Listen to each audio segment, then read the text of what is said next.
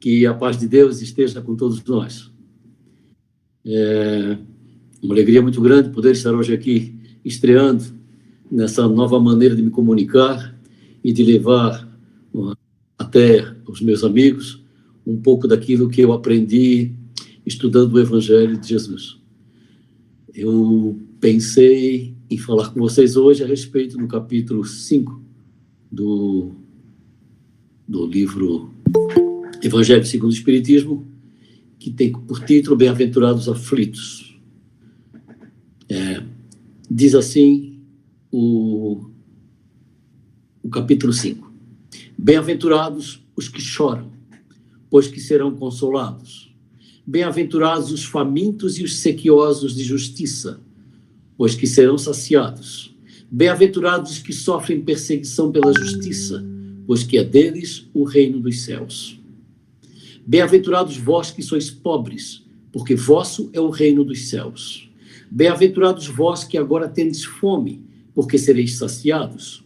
Ditosos sois vós que agora chorais, porque rireis. Mas ai de vós ricos, que tendes no mundo a vossa consolação. Lucas 6, 24 e 25. Essas palavras que os evangelistas traduziram daquilo que Jesus falou, vem nos trazer um alento bastante significativo quando passamos por situações de melindre, por situações difíceis na nossa vida e que pensamos que estamos sozinhos, abandonados na terra. Não.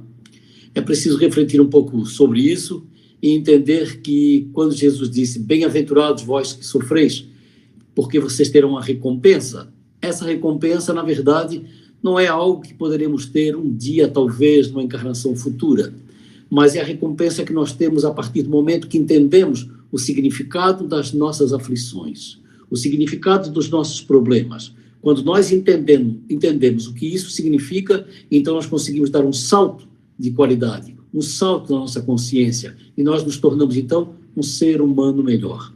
É essa recompensa, ao nos tornarmos seres humanos melhores, que vale a pena ter passado por tudo que passamos. Diz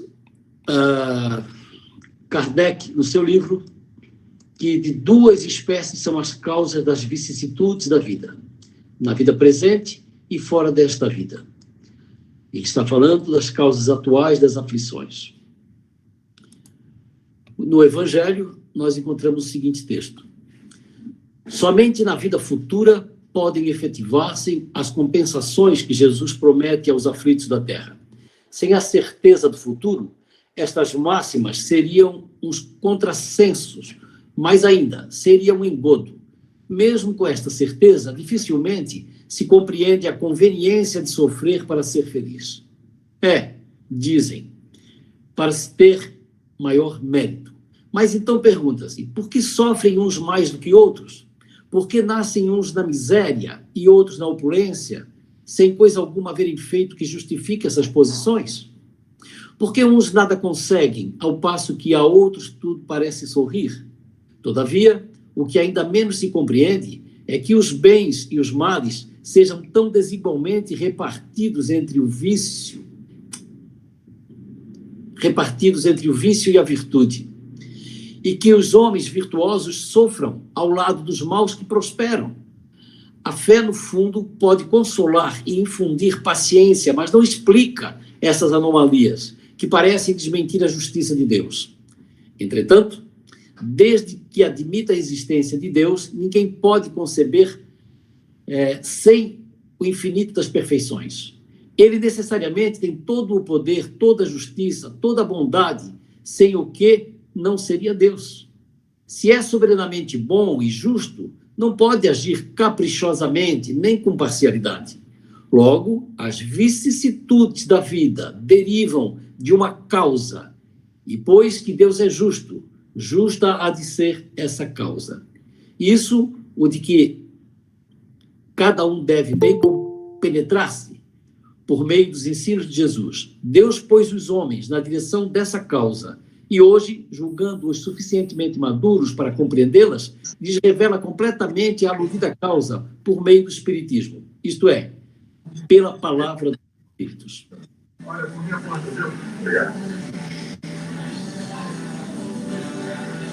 Bom, nós estamos falando de Deus e falando de como a lei de Deus funciona, como a lei de Deus age sobre nós, colocando todas as coisas no seu devido lugar. Então, eu queria falar primeiro sobre o que significa, o que eu penso a respeito do que seja a lei. A lei de Deus não é aquilo que está escrito nos livros, não é aquilo que está escrito na Bíblia, não é o que está escrito nas paredes das pirâmides, dos grandes edifícios do Egito, da Índia, da China, de qualquer lugar do mundo. A lei de Deus é a energia que vem do centro do universo. O que é o centro do universo? É de onde provém tudo que existe e que se manifesta no mundo, em todo o universo. Deus. Deus é a força que cria e que mantém, que alimenta tudo que existe no universo. Então, essa lei é a força que vem de Deus, que se espalha por todo o universo e que tudo cria e tudo mantém. Ora, essa lei é que nem a energia elétrica que vem pelos fios da empresa de transmissão e que chega nas nossas casas e faz o quê? Faz funcionar a televisão, faz funcionar a geladeira, faz funcionar o rádio, acende a luz, ilumina, dá vida. Ou seja, a lei de Deus, ela se espalha pelo universo e alimenta e faz com que tudo exista, que tudo tenha vida. Então, quando nós entendemos que somos criados de Deus, que somos alimentados continuamente por essa força de Deus, nós não podemos ter medo da vida, não podemos ter medo dos problemas, e precisamos entender que se nós nos ligamos, se nós temos Deus presente na nossa mente, no nosso coração, nós vamos estar sempre navegando nessa lei, nesse fluxo contínuo, e nós então poderemos circular pela vida sempre com alegria, contentamento e felicidade. Mas por que às vezes, mesmo tendo Deus no coração, mesmo sendo bondoso, por que às vezes essa alegria, esse contentamento desaparecem? Por que existem os problemas?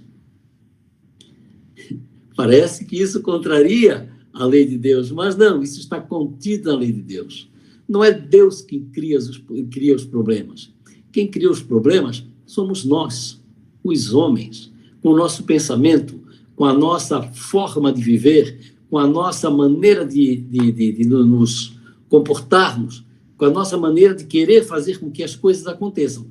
E onde está de onde está presente essa nossa força, essa nossa vontade de inventar coisas no mundo que acabam nos trazendo dificuldade?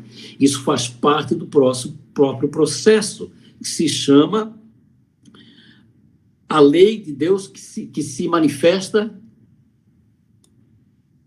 que se chama livre-arbítrio. Quase que escapou o livre-arbítrio. O livre-arbítrio é aquilo que nós temos como concessão divina para fazer a nossa vida da forma como nós quisermos. Nós temos o direito de fazer a nossa vida da forma como nós quisermos. Cada ser humano vem para a Terra para escrever uma história, para viver uma história. Não vem com uma história já pré-escrita, pré-determinada do que vai acontecer.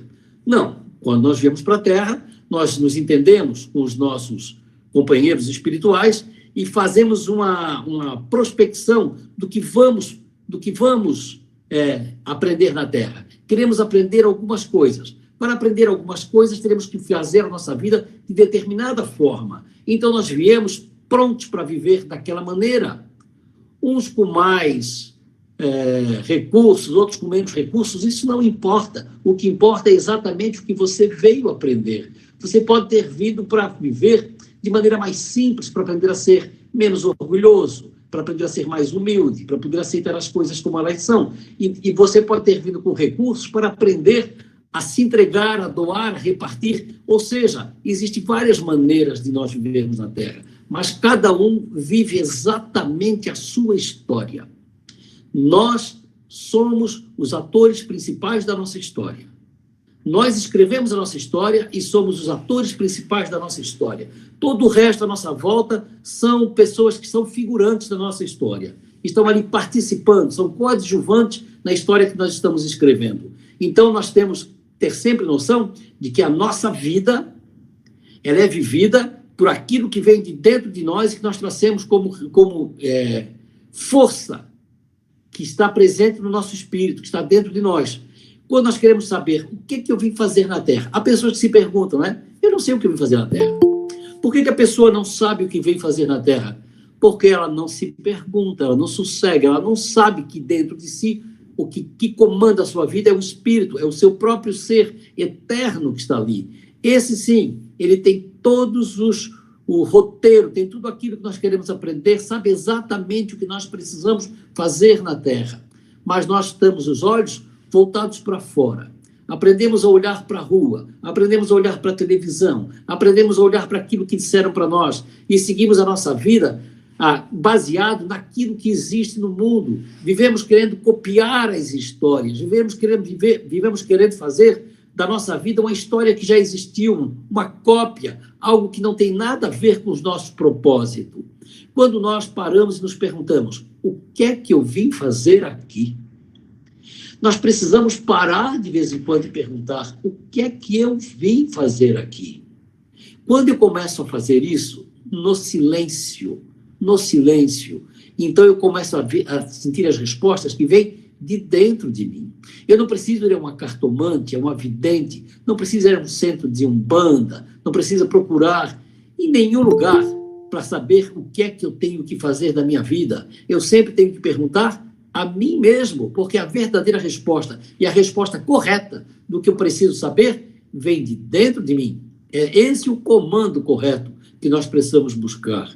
Mas nós estamos com os olhos voltados para fora, estamos fixados na televisão e, modernamente, no telefone celular. Parece que tudo que queremos aprender está ali, tudo que precisamos saber está ali. Estamos deixando de ler, estamos deixando de ver filmes, estamos deixando de assistir palestras interessantes para olhar para o telefone celular como se ali viesse toda a razão da nossa vida, tudo que precisamos saber para existir.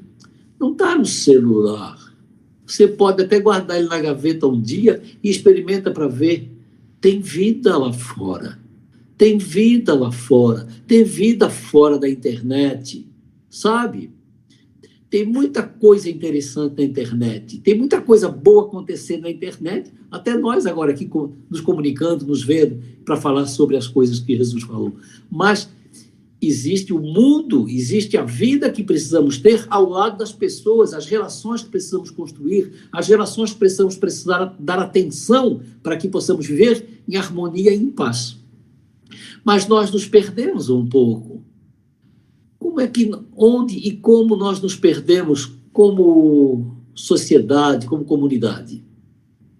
Nós estamos na Terra há milhões de anos e viemos construindo um conhecimento, um aprendizado, uma prosperidade que veio se acentuando lentamente.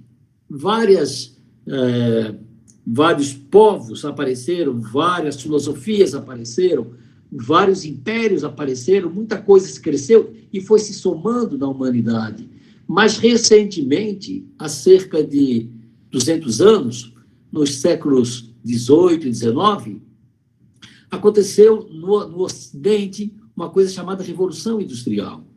A partir da Revolução Industrial, houve uma modificação significativa na forma de viver, porque as coisas ficaram mais fáceis, as coisas ficaram mais acessíveis, e nós começamos a dar mais valor às coisas que são fabricadas, às coisas que existem, ou seja, às coisas materiais, e nos desligamos um pouco das coisas internas, das coisas do espírito. Passamos a dar mais valor ao ter do que ao ser.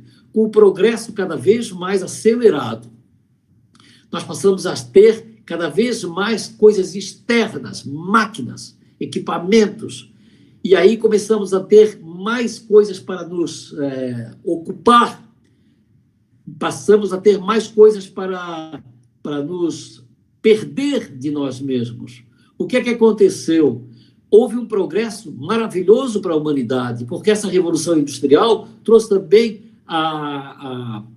o progresso das ciências, o progresso das farmácias, e com isso nós passamos a ter mais saúde, passamos a viver mais tempo. A humanidade vertiginosamente cresceu de poucos milhões de pessoas para 7 bilhões que nós somos hoje. Isso deve-se à maravilha do progresso material. Que bom que houve progresso material, por um lado, mas nós não podemos esquecer que o nosso verdadeiro progresso que viemos fazer aqui não é o da matéria, de ter coisas. Nós não somos mais importantes porque temos mais coisas. Nós não somos mais felizes porque temos coisas. Ou somos felizes porque temos coisas? Ou somos muito felizes porque temos carro, casa, emprego? Ou somos muito felizes porque temos roupas da moda? Porque temos celular último tipo? Isso traz felicidade? Não. Felicidade não tem nada a ver com isso. Felicidade tem a ver com outras coisas. Tem a ver com sentimento, tem a ver com aquilo que acontece dentro do nosso coração, com aquilo que está na nossa mente, que nos dá liberdade, serenidade, tranquilidade, paz. Dá muito mais felicidade. E ter paz é muito mais importante do que ter roupa da moda, do que ter carro da moda, do que ter casas magníficas. O que nós estamos fazendo no mundo? Buscando ter coisas? Até nem sei se vale muito a pena ter coisas, porque o nosso tempo aqui na Terra é curto e logo acaba. E eu acho que vocês já perceberam que não dá para levar nada daquilo que nós achamos tão maravilhoso e que às vezes ficamos anos gastando dinheiro e trabalhando para comprar. Não vai para frente. O que é que vai para frente? O que é que fica conosco? O que é que fica exatamente conosco quando nós deixamos a Terra? Aquilo que construímos dentro de nós. Aquilo que nós construímos para nós mesmos, nos tornando ser humano melhor, ser humano mais iluminado.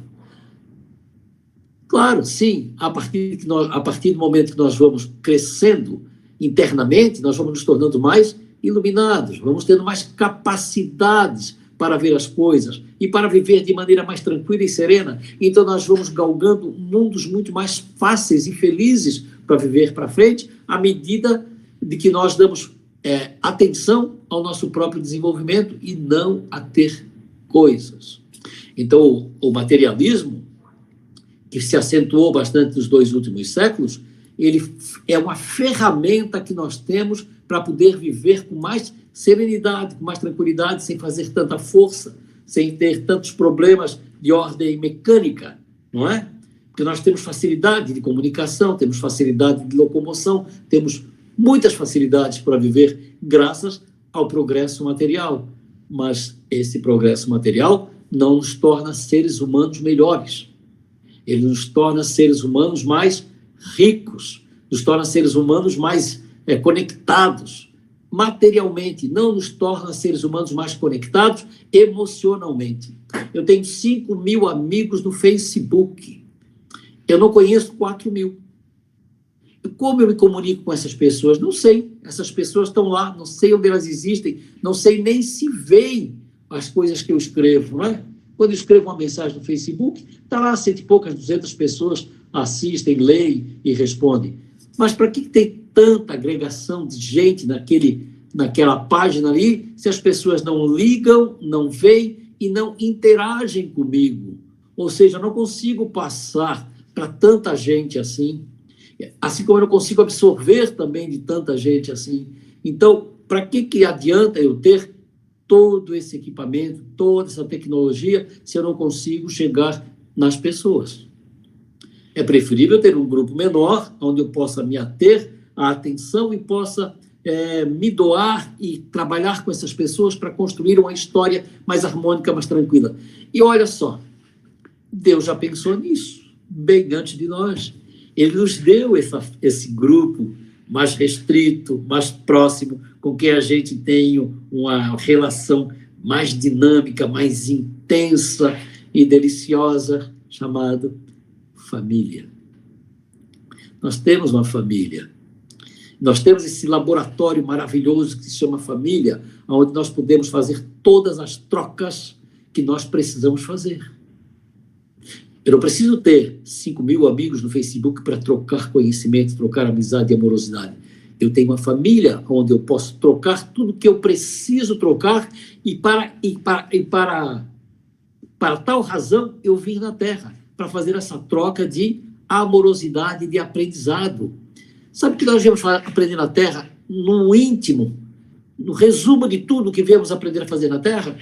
Viemos aprender a amar. Ah, sim, viemos aprender a amar. Nós não viemos aprender a falar inglês, nós não viemos para aprender sobre tecnologia, a mexer em computador, a fazer coisas fantásticas. Não, nós viemos para aprender a amar. Se nós mexermos com a tecnologia amorosamente, se nós fizermos tudo que nós fazemos amorosamente, então nós estaremos conseguindo pôr em prática aquilo que viemos fazer. Então nós precisamos tomar consciência de que nós precisamos ser amorosos nas nossas relações. Mas existe uma coisa dentro de nós que impede essa nossa troca, essa nossa total possibilidade de fazer essas trocas amorosas. O que está dentro de nós, o que é que está em nós que nos torna com tanta dificuldade para nos entregar? Tem 3 letras. Chama-se ego. Ego. O que é ego? Ego sum, do latim, quer dizer eu sou. Ego sum, eu sou. O que é o ego? Aquilo que eu penso que eu sou. E o que eu penso que eu sou? Eu penso que eu sou aquilo que os meus pais disseram que eu era, aquilo que os meus irmãos disseram que eu era, aquilo que os professores, os amigos, aquilo que os políticos dizem que eu sou, aquilo que as pessoas que eu encontro na rua dizem que eu sou. Eu fui aprendendo desde criança de que eu sou um determinado personagem que as pessoas veem em mim. Mas as pessoas veem em mim o quê? Eles veem meu corpo, eles veem meu nome, eles veem meu sobrenome e acham que eu sou o fulano. Eles acham que eu sou o Adilson, maestre, porque sou filho do seu Osnita e da dona Zica, que são maestre. Eu sou Adilson maestre? Não. Eu estou Adilson maestre enquanto eu estou com esse corpo aqui na Terra agora. Eu, na verdade, sou outra pessoa. Eu sou outro ser, que eu não conheço o nome, que eu nem conheço bem quem é essa criatura que eu sou, né? Eu penso que sou esse cara que foi registrado no cartório, que tem um nome, não é? Me deram um nome, me rotularam de Adilson, pediu ter me chamado de Vitor, de Antônio, de João, qualquer coisa. Então eu seria João Antônio Vitor, mas eu sou Adilson porque meu pai escolheu esse nome e botou. Fui rotulado de Adilson, mas eu não sou Adilson, eu estou Adilson por uns tempos. Acho que uns 80 anos, talvez. Já estou com 70. Está perto de terminar essa história minha, né?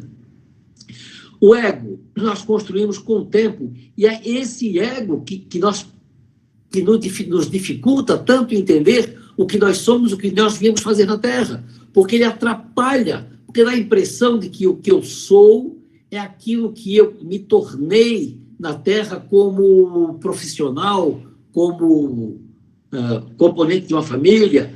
Eu nunca paro para pensar no que eu sou exatamente internamente, que ser é esse, que emana o quê, que faz o quê na Terra. Algumas pessoas que estão mais próximas de mim, que prestam atenção em mim, percebem um pouco daquilo que eu sou, através das minhas atitudes, através das minhas palavras e principalmente através das minhas reações. Sim, as reações mostram mais de nós do que as nossas ações. Na ação, nós sempre estamos pensando, estamos armando, estamos elaborando para que a nossa atitude seja coerente, que seja legal, que seja correta, né? Politicamente correta. Que a nossa atitude seja politicamente correta. Olha essa preocupação tola, que a nossa atitude seja politicamente correta. Nós não precisamos ser politicamente corretos, nós precisamos ser autênticos. Nós precisamos ser verdadeiros. Porque as pessoas nos conhecem pela essa forma como nós reagimos, porque na reação não dá tempo de pensar no politicamente correto, não dá tempo de elaborar, a gente reage como é. ou reage amorosamente, abraçando, beijando, dizendo alguma coisa bonita, ou a gente reage dizendo um palavrão, um tapa e metendo os pés. Como é que a gente reage às coisas? É bom a gente sempre pensar e saber se policiar e se perceber para deixar vir de dentro de nós o nosso melhor. Para que a gente possa dar para o mundo o nosso melhor, sempre o nosso melhor. Qual é o nosso melhor? Nós conhecemos? Nós sabemos o que temos de bom dentro de nós? Ou nós não sabemos nada? A maioria das pessoas não sabem nada, porque não param, não sossegam, não pensam, não deixam o interior falar, não se escutam. Mas e é possível se escutar? Eu pergunto, e não escuto nada. Sim, mas não é através dos ouvidos que nós vamos escutar.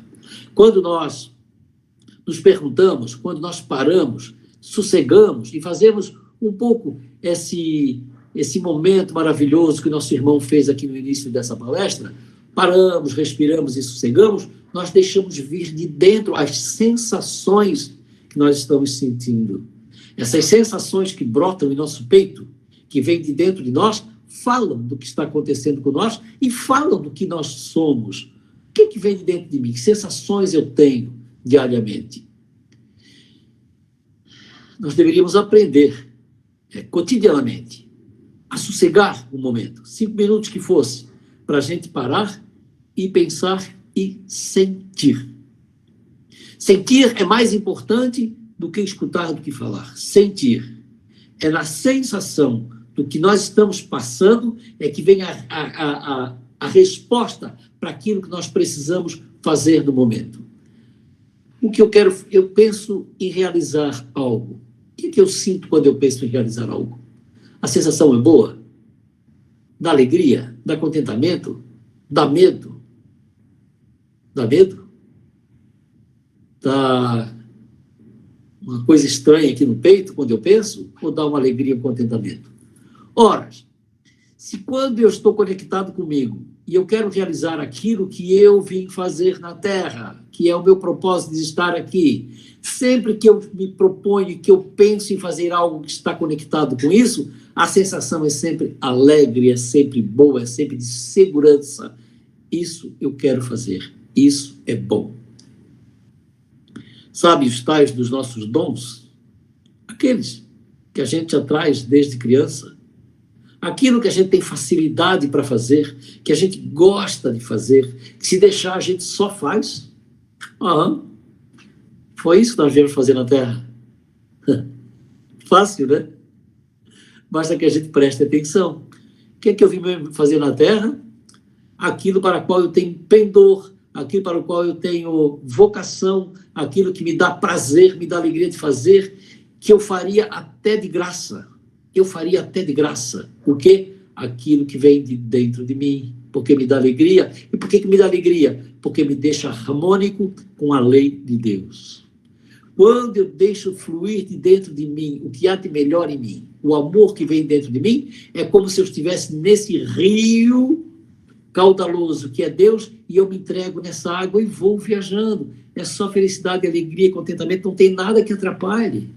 Eu sou feliz, eu me sinto inteiro, eu me sinto conectado.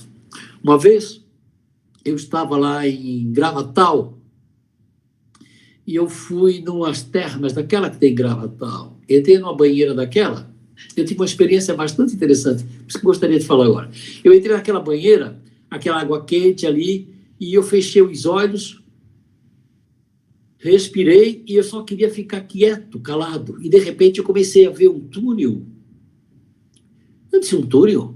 E eu entrei naquele túnel e fui levado para fora do túnel, e chegou eu olhava a luz no fim do túnel, tinha uma luz forte, meio esverdeada, e eu mergulhei e saí. Quando eu saí, eu estava flutuando sobre uma floresta. Nossa, que coisa mais linda, as montanhas, a claridade, o céu bem azul e aquela floresta. E eu saí mergulhando e eu olhei para baixo, vi uma coisa que se serpenteava, assim, que parecia uma estrada. Aí eu prestei atenção, que isso é uma estrada? Onde é que eu vou? Aí eu olhei para quando eu fixei os olhos, aquilo brilhava. E eu entendi que aquilo era o tal cordão de prata que conectava ao meu corpo. Portanto, eu não estava sonhando, eu estava fora do meu corpo. E ia sair voando. E aí eu olhei um lago embaixo, uma água bonita, assim, azulada. E eu, quando pensei, quero ir lá, automaticamente eu fui para lá. Eu aprendi nessa saída que quando eu penso, eu vou. Ou seja, que o pensamento me leva aonde eu quero. Ou seja, se eu penso, é um comando para me levar. E eu fui para lá. E eu cheguei lá e me joguei naquela água. E era uma delícia ficar flutuando naquela água. E na frente tinha uma cachoeira enorme. Uma cachoeira bonita que caía ali. E eu olhei para cima da cachoeira, tinha uma estrela enorme no céu. Não era bem uma estrela, era algo no formato de uma estrela.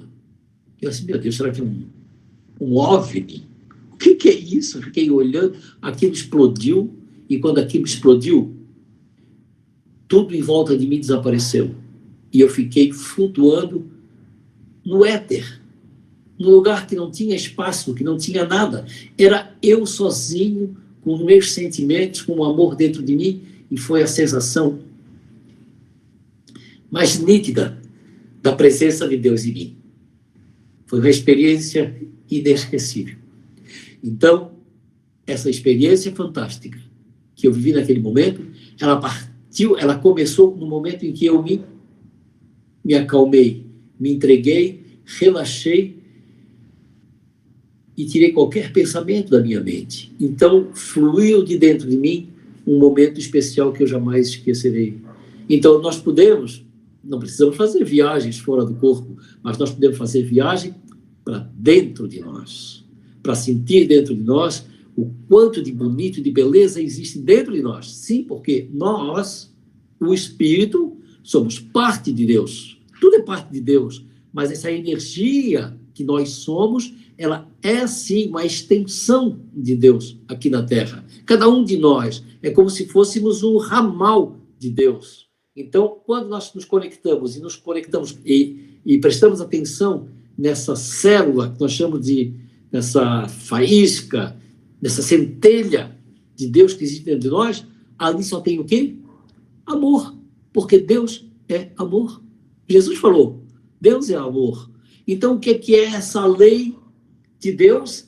É o amor em expansão, é o amor circulando pelo universo, é o amor construindo, é o amor fazendo. Tudo que existe é feito por amor. Até nós saímos de uma relação amorosa entre pai e mãe, não é? Se tudo que vem de Deus é amor, se eu quero viver em paz com Deus e comigo, eu tenho que fazer o quê?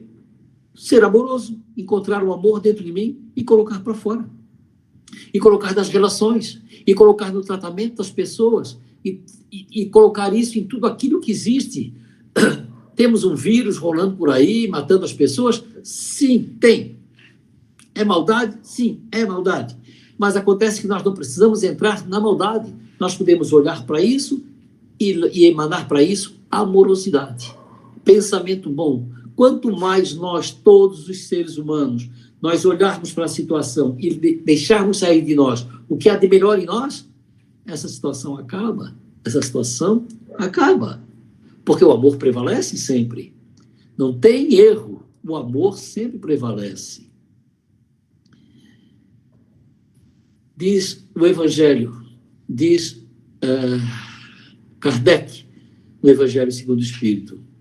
Quantos se arruinam por falta de ordem, de perseverança, pelo mal proceder ou por não terem sabido limitar seus desejos? Quantas pessoas vivem na amargura e na tristeza porque não conseguem perceber dentro de si o que há de melhor em si e não colocam para fora o que há de melhor em si? Colocam para fora aquilo que é o ego, aquilo, o seu desejo de possuir, o seu desejo de ser melhor ou de ser maior do que os outros. Não precisamos ser melhor nem maior que ninguém. Nós precisamos ser bons. Nem igual, nem pior, nem nada. Nós precisamos só ser bons e sermos em paz com Deus. O resto não tem problema. Se nós somos assim, todo mundo vai nos olhar com atenção, todo mundo vai nos olhar amorosamente também. Porque o amor atrai o amor. O amor atrai o amor. Assim como o ódio atrai o ódio. Se nós emanamos ódio, vamos receber ódio de volta. Se nós emanamos amor, vamos também receber amor. Quantas uniões desgraçadas, porque resultaram de um cálculo de interesse ou de vaidade, e nas quais o coração não tomou parte alguma, diz Kardec. Quantas relações desgraçadas, porque resultaram de um cálculo de interesse ou de vaidade, e nas quais o coração não tomou parte alguma. E essas relações não precisam ser só as relações amorosas, as relações entre os seres humanos, as relações de família, todas as relações nossas, as relações de trabalho, as relações de amizade, todas precisam ter como fundo a amorosidade. Então, assim, não haveria discórdias, não haveria problemas, nós viveríamos num mundo muito mais tranquilo. Quantas doenças e enfermidades decorrem da intemperança e dos excessos de todo gênero? Quantas doenças e enfermidades decorrem da intemperança e dos excessos de todo gênero? Nós já sabemos que as doenças são resultado de problemas emocionais, de problemas de ordem energética nossa. Nós abrimos todas as nossas guardas, nós machucamos a nós mesmos e permitimos que as doenças entrem em nós. O timo, esse que está aqui no peito, ele está conectado com esse chakra que faz com que a nossa imunidade seja resistente, seja fortalecida. O timo é responsável pelo sistema imunológico. O timo está aqui, ó, no peito, junto do coração, no chakra que comanda a nossa amorosidade. Quando nós vibramos constantemente no amor, na serenidade, o timo é fortalecido. E se o timo está energizado e fortalecido, não tem bicho que entre pelo pé nem pela boca que vai tomar conta de nós. Nós estaremos sempre saudáveis. Então, portanto, mas se nós estamos com as relações aqui na região do coração dificultadas, impedidas por razões mais diversas, mas normalmente pela nossa falta, pela nossa maneira errônea de olhar para o mundo, então nós ficamos com isso aqui conturbado, enfraquecido, desenergizado, e aí a imunidade baixa e os bichos entram. As doenças, portanto, são consequências da nossa da nossa maneira, às vezes desajustada, de viver. Nós precisamos prestar mais atenção nisso. Está chegando ao final, né? Vou pular um assunto. Tá bom, querido? E se eu houvesse feito ou deixado de fazer tal coisa, não estaria em semelhante condição. As pessoas às vezes pensam assim, né? Se eu não tivesse feito isso, se eu tivesse feito isso, como seria diferente? Como seria diferente se eu tivesse feito diferente?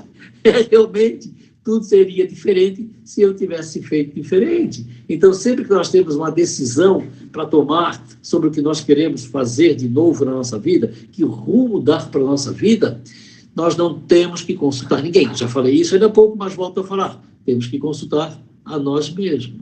Entender que dentro de nós tem um guia perfeito para conduzir a nossa vida para a felicidade.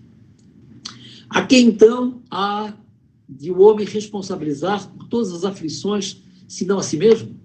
Na verdade, vivemos as aflições. Vivemos aflições de toda a ordem. A responsabilidade de quem? Sempre é nossa, das nossas decisões. Sempre é das nossas decisões. Não tem erro. Nós nunca podemos culpar ninguém por aquilo que passamos. Não podemos culpar ninguém pelas situações que nós vivemos. Às vezes as pessoas dizem, eu estou sofrendo porque uma pessoa me traiu, uma pessoa me enganou, mas as pessoas enganaram, mas esse é o problema delas. Se nós começarmos a pensar que nós somos vítima das más atitudes das outras pessoas, nós vamos ficar machucados. Mas se nós não nos colocarmos na situação de vítima, se nós entendermos que aquilo que os outros fazem de mal a eles primeiro, né? Porque aquilo que fizeram de mal para mim, eu posso me refazer, eu posso me me organizar e eu posso sair bem da situação. Mas se a pessoa acha que tem que responsabilizar os outros, vai ficar sempre nesse nhen e não avança, não cresce. Se nós entendemos que errar é humano, todo mundo diz que errar é humano, certo? Errar é humano. Então, não é errado errar. O erro faz parte do jogo, faz parte do aprendizado da Terra. Nós viemos para a Terra para aprender. Se nós viemos para aprender, é porque nós não sabemos. Só nós podemos aprender alguma coisa quando nós nos defrontamos com o nosso erro. Se nós não observarmos que há um erro, nós não aprendemos nada. Nós vamos continuar fazendo as coisas que sempre fizemos. Nós vamos ficar sempre sendo a mesma pessoa se nós não avançarmos, se nós não inventarmos, se nós não tivermos desejo, se não tivermos vontade. Temos desejo de fazer as coisas? Sim, vamos fazer. Se nós não temos ainda um aprendizado tão forte de consultar a nós para saber como fazer, nós vamos errar. Mas nós vamos errar em paciência. Erramos. Ninguém vai nos culpar, ninguém vai nos julgar. Deus não vai deixar de mandar energia e amor para nós porque nós erramos, porque Ele sabe que faz parte do processo do humano, do processo humano. E nós estamos aqui aprendendo sempre, porque nós temos o livre-arbítrio para fazer aquilo que nós precisamos fazer. Devemos avaliar, então, com seriedade as razões que nos trouxeram à Terra. Vamos fechar. Devemos avaliar com seriedade as razões que nos trouxeram para a Terra. Perguntar para nós mesmos, parar, sossegar e nos perguntar: o que eu vim fazer aqui? E deixar sentir que vem de dentro uma resposta que possa nos dar mais tranquilidade, serenidade. E não se preocupe se o que eu vim fazer aqui é alguma coisa simples. As coisas simples também fazem parte do processo. De coisa simples em coisa simples, nós podemos fazer alguma coisa grande. E sempre temos que começar pelo que é menor. Uma pessoa não é mais importante porque é o chefe. Que razão haveria de existir chefe se não houvesse as pessoas que trabalham nesse grupo? Então, tanto é importante o chefe que organiza e que presta atenção, quanto as pessoas que trabalham. Nenhuma profissão é mais importante do que outra na Terra, todas são essenciais. Viram que agora, nessa pandemia, todo mundo ficou em casa, trancado, mas os lixeiros estavam trabalhando na rua, não é? Olha a importância de manter a cidade limpa. Nesse momento, ficou muito claro, eles estavam lá, arriscando a sua própria vida para fazer um trabalho que era essencial para todo mundo. Olha só a beleza do trabalho dessa gente. Olha o que pode haver de amor, de entrega numa profissão que pode aparentemente ser uma coisa tão simples, né? Então, nós precisamos aprender a corrigir as rotas e checar os resultados, para que tenhamos mais paz, mais contentamento e mais presença de Deus em nós. Muito obrigado pela atenção. Um grande abraço a todos.